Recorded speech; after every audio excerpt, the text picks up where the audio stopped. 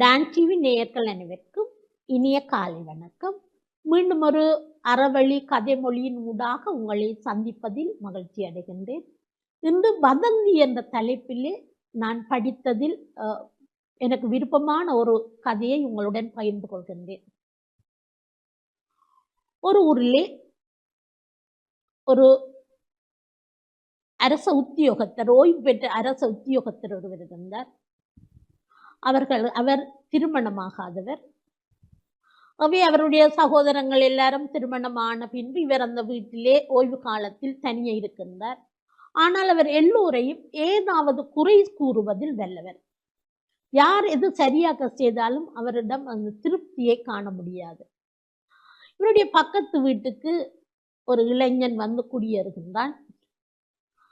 அந்த இளைஞன் இரவிலே வெளிக்கிட்டு போகின்றார், சில வேளை பகல்லே வெளிக்கிட்டு போகின்றார்.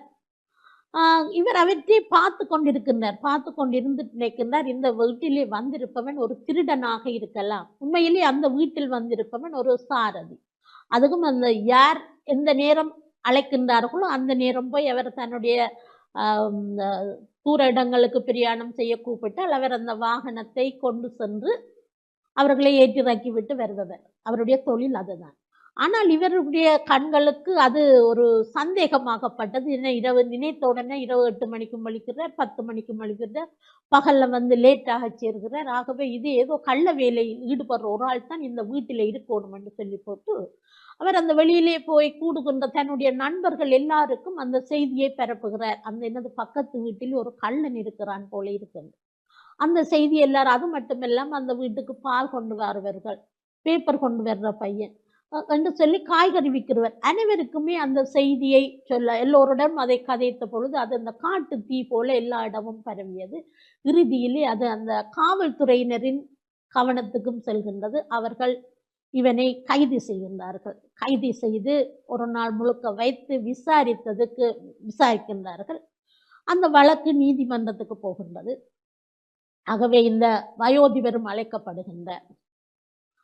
அங்கே அந்த இளைஞன் சொல்கின்றான், என்னுடைய தொழில் இதுதான், நான் இன்ன நேரம் போய் இன்ன நேரம்தான் வருகின்றேன், யார் எந்த நேரம் அழைத்தாலும் அவர்களுக்கு நான் டிரைவராக போவதற்கு நான் செல்வதனால் என்னுடைய தொழில் சாரதி தான். ஆகவே சாரதிக்கு இந்த நேரம் இல்லை, கூப்பிடுற நேரம் நான் போவேனே ஒழிய மற்றும்படி நான் ஒரு நேர்மையான ரீதியிலே நான் நேர்மையாக உழைத்து வருபவன் என்று சொல்கின்றார்.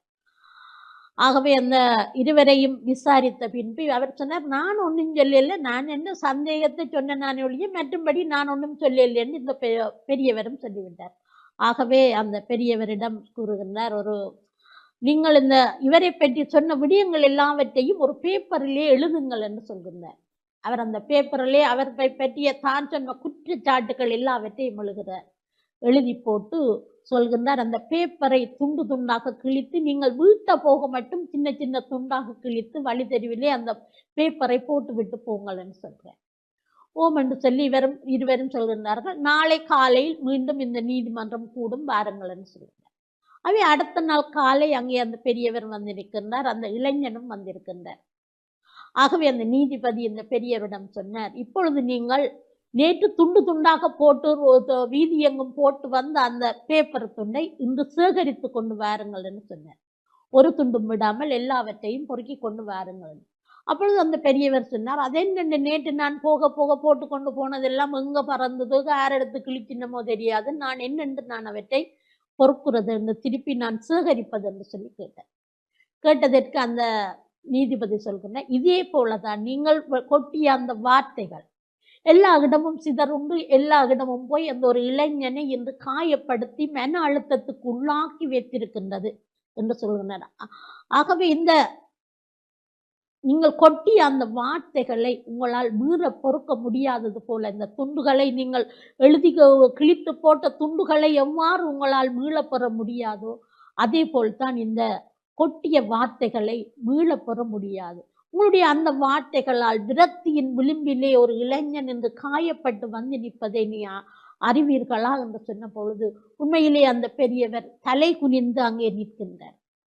அன்பானவர்களே, நாங்கள் தலை குனிய தேவையில்லை. மற்றவர்களை பற்றி நாங்கள் தவறாக நாங்கள் கதைப்பதை நாங்கள் முதலில் குறைத்து கொள்ள வேண்டும். முதல் நாங்கள் ஒவ்வொருவரும் எங்களை திருத்திக் கொள்ள வேண்டும். நாங்கள் சரியாக நடக்கின்றோமா? எங்களுடைய குடும்பம் சரியாக இருக்கிறோமா என்று நாங்கள் பார்ப்பதை விட்டுட்டு, பக்கத்து வீட்டில் என்ன நடக்கின்றது? அங்கே அவர்கள் என்ன செய்கின்றார்கள் என்று பார்த்தால், இவ்வாறான மனக்குழப்பங்களுக்கு ஆளாகி, அக்கம் பக்கத்து வீடுகளுக்கு இடையே அவர்களுக்கும் எங்களுக்கும் இடையிலான அந்த உறவுகள் எல்லாம் குறைவடைந்து போகும். இன்றைய காலகட்டத்திலே நாங்கள் அனைவரும் நல்லவர்களாக மற்றவர்களை பற்றி மற்றவர்களுடைய வாழ்க்கை தனிப்பட்ட வாழ்க்கையை பற்றி நாங்கள் சிந்திக்காமல் எங்களை பற்றி நாங்கள் சரியான முறையில் இருக்கின்றோமோ என்று சொல்லி நாங்கள் சிந்திக்க வேண்டும். பொய்யான வதந்திகளால் மற்றவர்களை வேதனைப்படுத்துவதை விட்டு நாங்கள் மனிதத்துவத்தோடு மனிதராக வாழ வேண்டும் என்று கேட்டு அருமையான இந்த வாய்ப்புக்கு நன்றி கூறி விடைபெறுகிறேன். நன்றி.